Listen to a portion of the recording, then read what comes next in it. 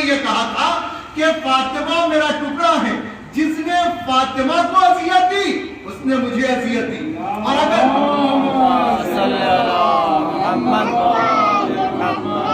اگر تم اپنے رسول کے قول سے نہیں سمجھ رہے ہو کہ میں کون فاطمہ ہوں تو سنو میرے بارے میں خدا نے خود ارشاد فرمایا، جب کسا کے نیچے ہم پنجتن جمع ہوئے تو خدا کو جب پنجتن کا تعارف کرانا ہوا تو خدا کہہ رہا ہے ہم فاطمہ، یہ فاطمہ ہے، وہ ابوہا اور اس کا باپ ہے، وہ بالوہا اور اس کا شوہر ہے، وہ بنوہا اور اس کے بیٹے ہوتے. کہ ڈائریکٹ خدا نے یہ نہیں کہا.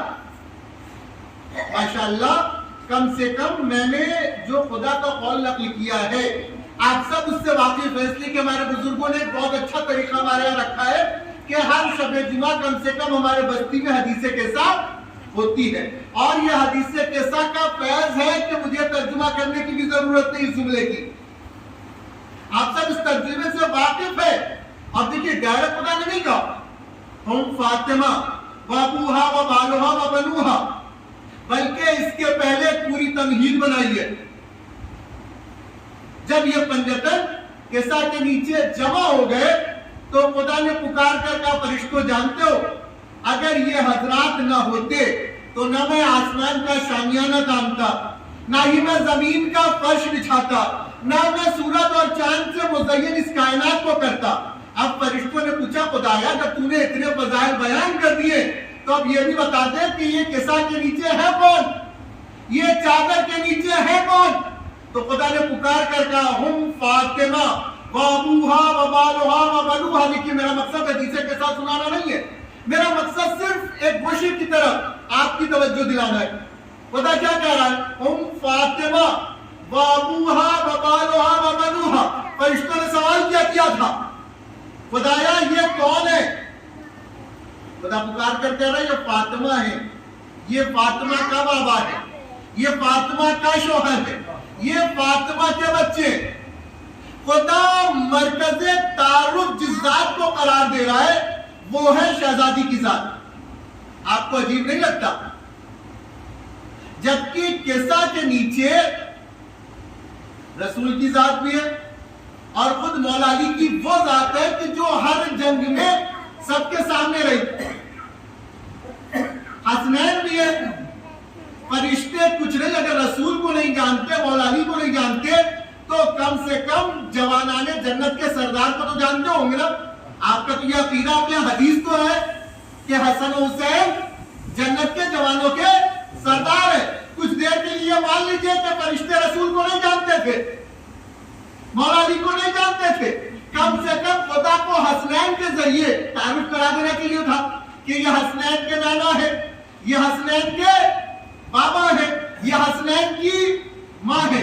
لیکن خدا نے نہ مرکز تعارف ذات رسول کی قرار دی، نہ مولا علی کی قرار دی، نہ حسنین کی قرار دی، بلکہ مرکز تعارف جو ذات قرار پائی ہے وہ ہے شہزادی کی ذات. اور آپ خود جانتے ہیں جی میں تو یہ رسول کے گھر کی بات ہے، ہمارے گھر کی عورتوں کو معاشرے والے نہیں جانتے.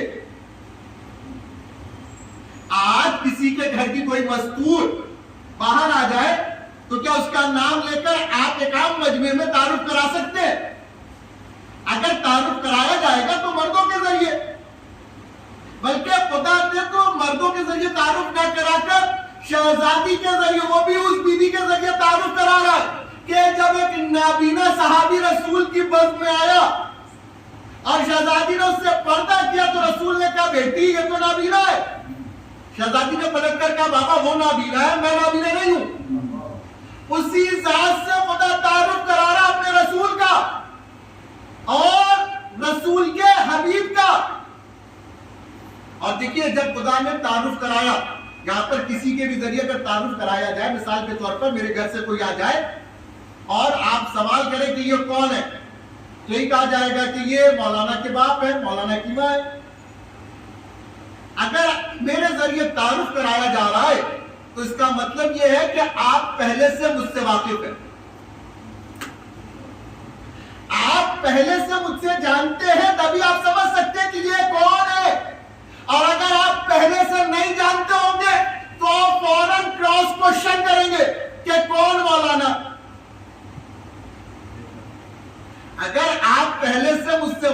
نہیں ہے تو آپ فوراً سوال کریں گے کون مولانا؟ دیکھیے خدا نے کہہ تو دیا ہم فاطمہ و ابوہا و بالوہا و بنوہا. اگر فرشتے شہزادی کو نہیں جانتے ہوتے تو پلٹ کر سوال کرتے بتا کون فاطمہ؟ فوراً پلٹ کر سوال کرتے بتا کون فاطمہ؟ اس کا اور فرشتوں کا یہ سوال نہ کرنا اس بات کی دلیل ہے کہ فرشتے پہلے سے شہزادی فاطمہ کو جانتے تھے. نہیں، میں آپ کو بیدار کرنے کے لیے ایک جملہ کہہ دیتا ہوں، کیوں نہ جانتے؟ جس کے در پر آ کر چکی چلائی ہو اس کو کیسے نہ جانتے ہوں گے؟ نہیں، میں دوسرا جملہ کہتا ہوں، جس کے بچوں کے لیے لباس لے کر آئے ہو اس کو کیسے نہ جانتے ہوں گے؟ جس کے کہنے سے عرش سے فرش پر آ گئے ہو اسے کیسے نہ جانتے ہوں گے؟ اس کا مطلب فرشتے پہلے سے شہزادی کو جانتے تھے. جانتے کیسے تھے؟ آپ علامہ مجلسی کی بہار الانوار اٹھا کر پڑھے. بہار الانوار میں آپ کو یہ واقعہ مل جائے گا کہ جب خدا نے فرشتوں کو قلب کیا تو فرشتوں کو قلب کرنے کے بعد فرشتوں نے جب نور الہی کو دیکھا تو خشیت پروردگار سے خوفزدہ ہو گئے. خدا نے ان کے خوف کو دور کرنے کے لیے ان کے سامنے ایک نور کو پیش کیا. فرشتوں نے جیسے ہی اس نور کو دیکھا ان سے خدا کا خوف دور ہو گیا. انہوں نے فوراً خدا سے سوال کیا، معبود کیا یہ تو ہے یعنی خدا ہے کہ جس کو دیکھنے کے بعد ہمارے دل سے خوف دور ہو گیا؟ آواز غیب آئی، نہیں یہ میں نہیں ہوں، یہ تمہارا خدا نہیں ہے بلکہ یہ میری کنیز خاص فاطمہ کا نور ہے. یہ میری کنیز خاص فاطمہ کا نور ہے. اس کا مطلب یہ ہے کہ فرشتوں کے دل سے بھی جو خوف کو دور کرے اسے شہزادی فاطمہ الزہرا کی ذات کہتے ہیں. اسے شہزادی فاطمہ الزہرا کی ذات کرتے ہیں. یوں تو شہزادی کے بے شمار القابات ہیں لیکن انہی القابات میں سے ایک لقب ہے صدیقہ. اور یقیناً ہو سکتا ہے یہ میری اس مجلس کی آخری بات بھی ہو. شہزادی کا ایک جو سب سے مشہور لقب ہے صدیقہ. اور دیکھیے یہ تاریخ اسلام والی صدیقہ نہیں ہے، نہیں میں جملہ آسان کرتا ہوں، یہ مسلمانوں والی صدیقہ نہیں ہے، یہ قرآن والی صدیقہ ہے. یہ ثابت ہے کہ شہزادی قرآن کے روح سے صدیقہ ہے. اور جب قرآن نے صدیقہ پیش کیا تو مسلمانوں نے صدیقہ کے مقابلے میں ایک ہی گھر سے ایک صدیق اور ایک صدیقہ کو پیش کر دیا. دیکھیں اچھا یہ لفظ صدیقہ یا صدیق اس میں بڑی کشش ہے. ایک لفظ ہے صدق، اسی سے بنا ہے صادق اور اسی سے بنا ہے صدیق، اور اسی کے فیمیل کو کہتے ہیں صدیقہ.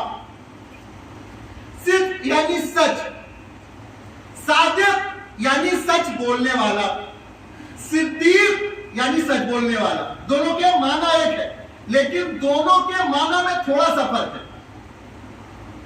صادق کسے کہتے ہیں؟ صادق وہ ہے جو واقعہ ہونے کے بعد سچ بیان کر دے، اس کا قول واقعے کے مطابق ہو، اسے صادق کہا جاتا ہے. اور صدیق اسے کہتے ہیں کہ واقعہ ابھی پیش نہ آیا ہو، واقعہ ابھی پیش نہ آیا ہو، وہ کہہ دے تو ہو جائے. نہیں میں اس کی دلیل کے لیے آپ کو قرآن تک بھی لے جا سکتا ہوں لیکن اس پہ کافی وقت گزر جائے گا. بس اتنا سن لیجئے کہ صدیقہ اسے کہتے ہیں کہ ابھی لباس جنت سے آیا نہ ہو، اگر اپنے بچوں سے کہہ دے تو اگلے دن لباس درزی لے کر آ جائے.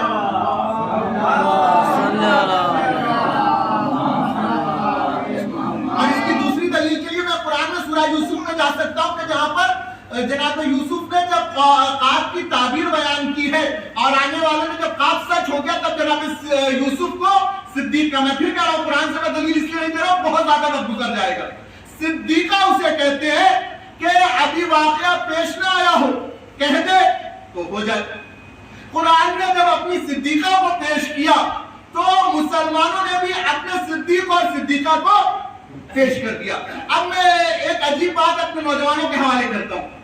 رسول کے بعد جب بنی امیہ نے روایتوں کو گڑھنے کی فیکٹری ڈالی، روایتیں گڑھی جانے لگی اور اتنی روایتیں، بے شمار روایتیں ہو گئی، بے شمار حدیثیں ہو گئی، ضعیف، حسن، مختلف طریقے کی جب روایتیں اور حدیثیں آ گئی، تو جب یہ زمانہ ہمارے چھٹے امام تک آیا تو چھٹے امام کے زمانے میں حسن، موثق، ضعیف جب تمام طرح کی روایتیں مخلوط ہو گئی تو ہمارے امام نے ہمیں ایک میزان دیا، ہمیں ایک میزان دیا۔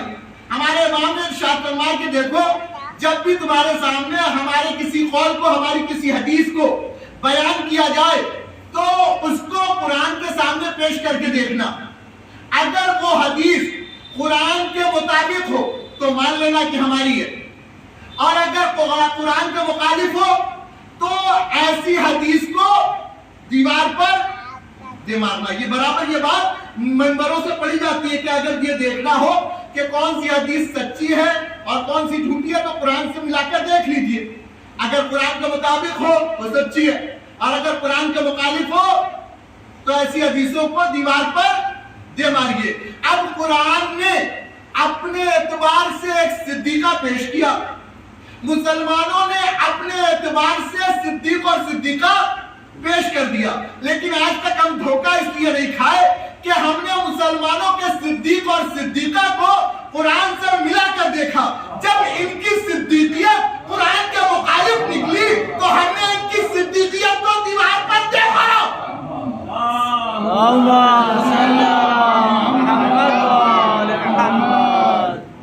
اس لیے کہ ہمیں اسے ماننا ہے کہ جسے قرآن نے صدیقہ کا، یقیناً شہزادی کے یوں تو بے انتہا کارنامے، لیکن ایک گوشہ اس کے بعد مجلس تمام۔ شہزادی کی کل عمر مبارک جو ہے وہ 18 سال، کل عمر مبارک صرف اور صرف 18 سال۔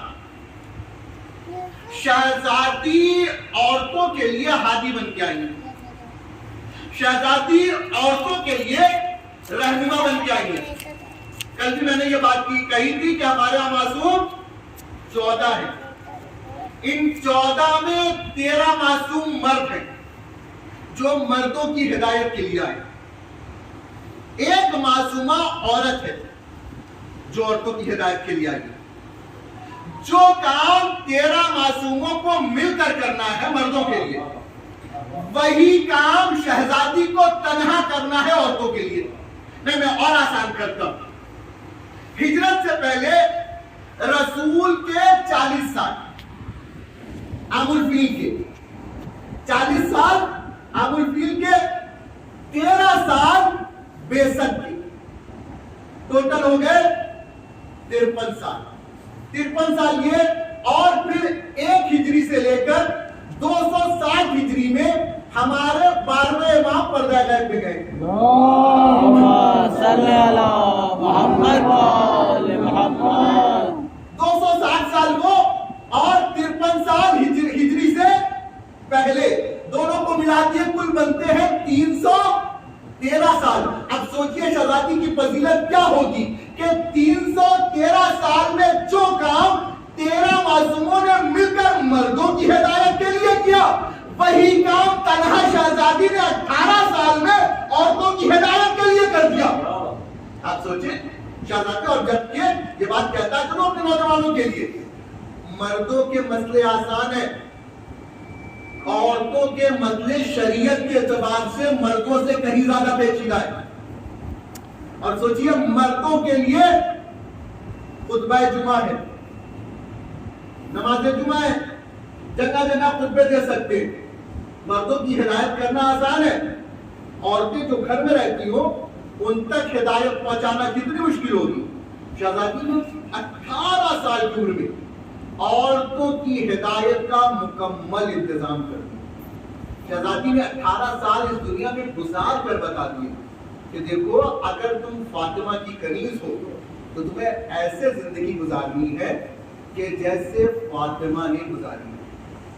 اگر اپنا حق مانگنے بھی جانا ہے نا، آپ سوچیں کبھی خطبہ فدق کو اٹھا کر پڑھے، خطبہ فدق میں تقریباً 18 جزیات ہیں.